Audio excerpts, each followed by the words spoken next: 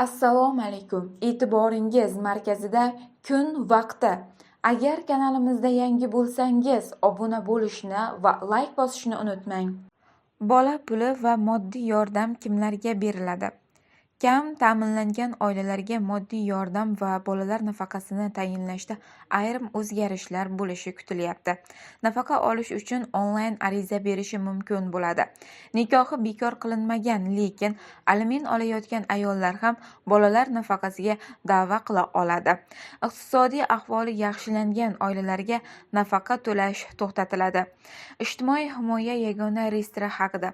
O'zbekistonda bolalar nafaqasi moddiy yordam tayinlash ijtimoiy himoya yagona reyestri orqali amalga oshiriladi. Bu tizim oilaning kam ta'minlanganlik holatini aniqlash, ularga bolalar nafaqasi va moddiy yordam tayinlash, shuningdek davlat tomonidan beriladigan turli yordamlar haqidagi ma'lumotlarni o'zida aks ettiradi.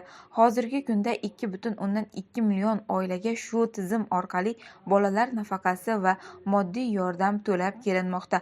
Oilada 18 yoshga to'lmagan farzandlari bo'lganlar bolalar nafaqasini olish bo'yicha murojaat qilishlari mumkin. Yakka fuqarolar barcha farzandlari 18 yoshdan katta, kam ta'minlangan oilalar ham moddiy yordam uchun murojaat qilishi mumkin bo'ladi.